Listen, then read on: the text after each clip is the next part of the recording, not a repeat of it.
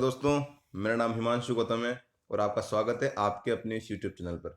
दोस्तों, मैं जो एक मोटिवेशन होता है सैलरी स्लिप का, क्योंकि दोस्तों जब मैंने 2018 में तैयारी स्टार्ट की ना, तो 2017 में कोई एक सर हैं, उन्होंने सैलरी स्लिप के उस टाइम के जो डीए था, उस टाइम पे जो उनका बेसिक था, उसके आधार पर उन्होंने एक सैलरी स्लिप का अच्छा सा वीडियो उन्होंने बना रखा था, जो अलग अलग ग्रेड पे के लिए अलग अलग पोस्ट के लिए था। तो मैं उस वीडियो को बहुत सी बार देखता था। मेरा जो मोटिवेशन था वो उस मतलब मोटिवेशन के रूप में मैं हमेशा उस लेवल को देखता था कि हाँ, मेरा बेसिक क्या होगा, मेरा डीए क्या होगा, मेरा एचआरए क्या होगा। तो यही सोच के मैं आज एक वीडियो बना रहा हूँ आप सबके लिए कि आप इसमें एक बार देखें कि इस टाइम मुझे एक जो ऑडिटर हूँ मैं दिल्ली में, तो मुझे दिल्ली में सीजीडीए ऑडिटर के रूप में कितने रुपए मिलते हैं और सैलरी क्या है। तो जो आप जैसे कि जानते हैं कि सीजीएल में जो ग्रेड पे हैं वो 2400, 2800, 4200, 4600 और 4800, जो 5 अलग अलग ग्रेड पे हैं, उनकी में आपको इसमें सीजीएल में आपको जॉब मिलती है। तो सबसे पहले मैं आपको दिखा दूं जो मेरी सैलरी स्लिप है। तो आपको इसमें मेरी सैलरी स्लिप नजर आ रही है।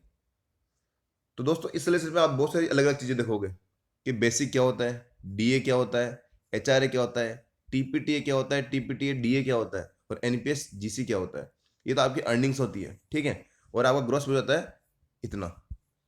और ये होते हैं आपके कुछ डिडक्शन, आपकी सैलरी में से कुछ अमाउंट कटती है अलग अलग चीज़ों के रूप में। तो वो क्या होती है, उन सबको डिडक्शन आपको माइनस होता है और फिर एंड में आपका नेट पे बनता है। तो इन सबके बारे में आपसे बात करने वाला है छोटे से वीडियो में। तो दोस्तों, सबसे पहले मैं बात करूंगा बेसिक। जो अलग अलग जो ग्रेड पे की जॉब है उनका बेसिक अलग अलग होता है, ऑब्वियस होना ही है। जो 2400 ग्रेड पे की जॉब है उसका बेसिक है 25,500। 2800 ग्रेड पे की जो मेरी खुद की है इस टाइम, उसका बेसिक है 29,200। 4200 ग्रेड पे उसका बेसिक होता है 35,400। और ये 4600 ग्रेड पे इसका बेसिक होता है 44,900। आप यहाँ एक चीज़ देखोगे कि 2800 से 4200 आया ग्रेड पे, तब तो आपका बेसिक ओनली लगभग 5,000 ही बढ़ा। पर जब 4200 से 4600 आया तो आपका बेसिक में लगभग 10,000 का इंक्रीमेंट है। तो 4200 की जॉब लेने में और 4600 की जॉब लेने में बहुत ज़्यादा डिफरेंस है। और तीसरा जो आखिरी जो है वो है 4800 ग्रेड पे, जो डबल ए वाली पोस्ट होती है, उसका बेसिक होता है 47,600 से, सबसे ज़्यादा सैलरी होती है सीजीएल के थ्रू। तो मेरा जो मैं अभी 2800 ग्रेड में वर्क कर रहा हूँ दिल्ली में, तो मेरा बेसिक हो गया 29,200। और अब मैं जो एक्सरसाइज में ज्वाइन करने वाला हूँ जेन में, तो मेरा बेसिक होगा 44,900।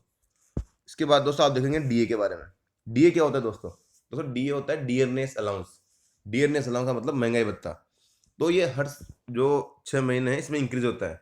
जैसे पहले अभी आपने अभी देखा होगा कि 34 से बढ़ा के 38 कर दिया, और मैं आपको जो मेरी जो सैलरी स्लिप है वो 34 वाली है, क्योंकि नई जो जो आया है, नई वाली जो अभी इंक्रीमेंट हुआ है उसके बाद सैलरी आई नहीं है, तो उसका मैं आपको अभी इसमें शो नहीं कर सकता। तो जो इसमें है 34% को लेके मैं आपको शो करने वाला हूँ। तो आपका जो बेसिक होता है, मैंने बताया कि मेरा बेसिक कितना है 29,200, तो उसका 34% है वो होता है आपका डीए, आपको सैलरी में एड होकर मिलता है। तो भैया 34% का डीए कितना, 29,200 के हिसाब से कितना हो गया, जो कि 9,928 रुपये। तो दोस्तों, मुझे 9,928 रुपये मुझे जो मेरी सैलरी में ऐड होते हैं वो होते हैं डीए के, जो हर 6 महीने में 3% या 4% बढ़ता ही है, ठीक है। तो ये लगातार आपका इंक्रीमेंट होता रहता है। और शायद जब 2026 में 8 CPC आ गया, जो भी आपका सैलरी का होगा, तो उसके बाद इसमें बहुत सारे मेजर चेंजेस हो जाते हैं। तो ये तो हुआ डीए की बात। दूसरी एक टर्म जो आपने सिलेबस में देखी थी वो थी एचआरए की। दोस्तों, एचआरए होता है हाउस रेंट अलाउंस। एचआरए आपको तभी मिलता है जब आप गवर्नमेंट क्वार्टर के लिए अप्लाई नहीं करते, और गवर्नमेंट क्वार्टर में अगर आप नहीं रह रहे हो तभी आपको एचआरए आपकी सैलरी में एड होकर मिलेगा, ठीक है। तो जो एक्स सिटी होती है उसमें आपका एचआरए होता है 27% of your basic. Y city जो होती है उसमें जो आपका एचआरए होता है, हाउस रेंट अलाउंस होता है, वो होता है 18%। और जो जेड सिटी होती है उनमें आपका हाउस रेंट अलाउंस होता है 9%, ठीक है। अब एक्स वाई जेड सिटी क्या है, ये तो बड़े शहर है, मैंने एक्स सिटीज की लिस्ट एंड में दी हुई है, मैं दिखाने वाला हूँ आपको, ठीक है। उसके अलावा तो जितने भी शहर बच रहे हैं वो वाई और जेड है। जैसे मैं बताऊँ आपको, दिल्ली, अहमदाबाद, मुंबई, बेंगलोर, ये सब एक्स सिटीज हैं। तो जयपुर है या उज्जैन है, जो ऐसी जगह है, ये वाई में आती है। और जो बहुत छोटी जगह है जहाँ मैं बूंदी से रहता हूँ, तो ये जेड सिटी है। तो सभी जो सिटीज है, क्योंकि अलग अलग है ना, आप दिल्ली में रह रहे हो तो आपका 10,000 का फ्लैट है, ठीक है। और आप जयपुर में रह रहे हो तो ये 6-7 हज़ार का फ्लैट होगा। कोई और छोटी जगह पे रह रहे हो आप तो 4-5 हज़ार का होगा। तो एचआरए आपका उसी अकॉर्डिंग मिलता है। इसके बाद में आपसे दोस्तों बात, जो मेरा जो एचआरए है वो है 27% ऑफ मेरा बेसिक। तो ये कितना हो गया, 7,884 रुपये। तो ये हो गया मेरा एचआरए। तो मेरा बेसिक हो गया, मेरा डीए हो गया, मेरा हो गया एचआरए। इसके बाद दोस्तों मैं बात करता हूँ टीपीटीए की। टीपीटीए क्या होता है? दोस्तों, टीपीटी होता है आपका ट्रांसपोर्टेशन अलाउंस। ट्रांसपोर्टेशन अलाउंस जो हाई टीपीटी सिटीज़ है, अगेन जो दिल्ली मुंबई जो बड़ी सिटीज़ है वहाँ पे आपका ये अलाउंस होता है 3600 रुपये, और जो अदर सिटीज़ हैं वहाँ का होता है 1800 रुपये। आपको आइडिया लग जाएगा इससे आपकी पूरी सैलरी का। तो मेरा जो टीपीटी है वो है 3600 रुपये, क्योंकि मैं दिल्ली में हूँ। शायद पता नहीं उज्जैन में भी 3600 ही होगा। इसके बाद मैं बात करता हूँ टीपीटी है डीए की। जो आपका ट्रांसपोर्टेशन अलाउंस होता है उसमें भी आपको डीए मिलता है, टीपीटी है डीए। तो ये हो गया आपका 34%। मैंने बताया डीए कितना है 34%, और मेरा टीपीटी कितना होगा 3600। तो 3600 का 34%, तो ये हो गया 1224 रुपये। तो ये हो गया मेरा टीपीटी डीए। और दोस्तों मुझे मिलता है इसमें एनपीएस में गवर्नमेंट का जो कंट्रीब्यूशन है वो मिलता है। एनपीएस है जो नेशनल पेंशन स्कीम है, उसमें जो गवर्नमेंट का कंट्रीब्यूशन है, जीसी गवर्नमेंट कंट्रीब्यूशन, ये मिलता है मुझे 5478 रुपये। अब ये कहाँ से आया मैं आपको आगे बताने वाला हूँ। इसके पहले आप देखिए कि मैं जो ग्रोस सैलरी है वो कितनी हो गई। मेरा बेसिक डीए, एचआरए, टीपीटीए, टीपीटीए पे जो डीए मिलता है और जो गवर्नमेंट कंट्रीब्यूशन मिलता है, इन सब को मिला के मेरी जो पूरी ग्रोस सैलरी हो गई वो हो गई 57,314 रुपये। तो एज एन ऑडिटर अगर आप दिल्ली में वर्क कर रहे हो या करने वाले हो, तो आपको जो ग्रोस सैलरी होगी आपकी, ये इनहैंड नहीं है दोस्तों, ग्रोस सैलरी जो कुल मिला के आपकी सैलरी होगी जो आप अचीव कर रहे हो पूरे महीने में, वो है आपकी 57,314। इसके बाद दोस्तों कुछ डिडक्शन होते हैं आपके। डिडक्शन, और डिडक्शन क्या क्या होते हैं।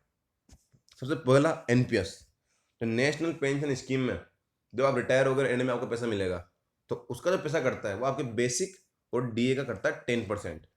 जो आपका बेसिक था, मेरा बेसिक कितना है 29,200, मेरा डीए कितना था जो मैंने निकाला था 7,008, मतलब 9,000 कुछ जो निकाला था मैंने, उन दोनों का मिला के 10% है 9,928 का, इनका 29,200 और 9,928 का मिला के जो 10% होगा वो मेरा कटेगा एनपीएस में। तो दोस्तों मेरा एनपीएस में कटता है 3,913 रुपये। ठीक है। और एनपीएस का ये फायदा है कि जितना आप अपनी सैलरी से आपका एनपीएस कट रहा है उसका 1.4 टाइम्स गवर्नमेंट आपकी सैलरी में ऐड करती है। आपके जो कॉन्ट्रीब्यूशन है गवर्नमेंट का जो होता है एनपीएस में वो ऐड करती है। तो जो 3913 है इसको अगर आप 1.4 से मल्टीप्लाई करोगे तो आएगा 5478। तो ये गवर्नमेंट का कॉन्ट्रीब्यूशन था, ये भी डिडक्ट हो रहा है। ये आपको अभी नहीं मिलेगा, जब आप रिटायर होगे ना तब मिलेगा। तो ये समझ में आया आपको कि ये जो गवर्नमेंट कॉन्ट्रीब्यूशन जो मैंने आपको बताया था वहाँ पे, वो कहाँ से आया था, वो यहीं से आया था। जो आपका एनपीएस जो करता है बेसिक और डीए का 10%, उसका 1.4 टाइम्स है। ये गवर्नमेंट ने रूल निकाला 1.4 नंबर वहां से निकाला है, कभी आगे टाइम में आगे गवर्नमेंट को चेंज भी कर सकती है। तो आपका ये होगा दोस्तों, आप गवर्नमेंट में वर्क कर रहे हो आप, ठीक है। तो आपका जो सेंट्रल गवर्नमेंट हेल्थ जो स्कीम होता है, ठीक है, उसका भी अलाउंस मिलता, मतलब पैसा कटता है। आपका जो इलाज होता है वो फ्री होता है, ठीक है। पर उसके लिए वो एक्चुअली फ्री होता नहीं है। आपके हर महीने के 250 रुपये कटते हैं इसके, ठीक है। आपकी सैलरी से हर महीने के 250 रुपये कटेंगे। तो ठीक है, बड़ी अमाउंट है नहीं, आपका लाखों का इलाज फ्री में हो जाता है।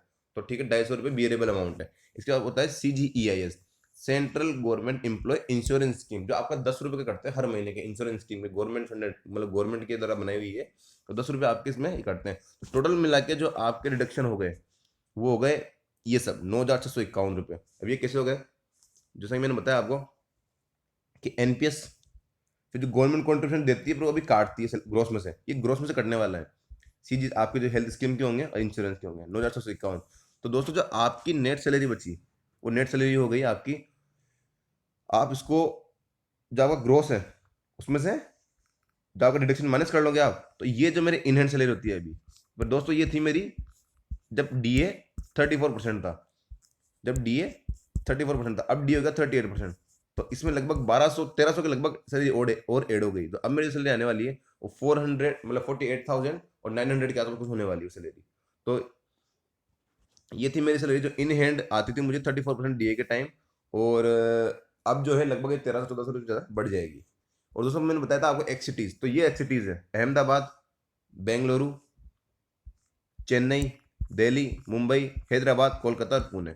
तो यही है आपकी जो एक्स सिटीज़ में आती है। जितनी भी इसके अलावा सिटीज़ हैं वो वाई और जेड में आती है, ठीक है। तो दोस्तों ये था सैलरी का कंप्लीट। यही था दोस्तों मोटिवेशन कि मैं लगातार उस टाइम पे जब तैयारी कर रहे थे ना हम लोग, तो लगातार मैं वीडियो देखता था सैलरी के, ठीक है, कि हाँ ठीक है आज मिल भी रही है, अभी 2800 में यहाँ मिल रही है और नेक्स्ट मंथ मुझे उज्जैन में 4600 में मिलेगी। तो यही है दोस्तों, एक मोटिवेशन आपको बना के रखना है। अलग अलग छोटी छोटी चीज़ से आपको मोटिवेशन लेना है, सैलरी नहीं। कोई वर्दी से ले रहा है, कोई जो रेस्पेक्ट मिलने वाली सोसाइटी में जॉब के बाद कोई उससे मोटिवेशन ले रहा है, किसी ने, मतलब आपको बहाना चाहिए पढ़ने का, ठीक है। किसी से भी मोटिवेशन लो आप, ठीक है। तो अगर आपको दोस्तों ये वीडियो पसंद आया है तो आप इसको लाइक कर सकते हैं अपने दोस्तों के साथ, क्योंकि होता है ना आप तैयारी कर रहे हो तो आप बहुत सारे दोस्त लोग तैयारी कर रहे हैं तो आप उनके साथ शेयर भी कर सकते हो। और दोस्तों कमेंट, कोई भी चीज़ आपको डाउट हो, कोई चीज़ समझ नहीं हो, मैं ट्राई करता हूँ, मुझे जितना टाइम मिलता है मैं रिप्लाई कर देता हूँ, ठीक है। तो आप ये भी कर सकते हो। थैंक यू सो मच दोस्तों।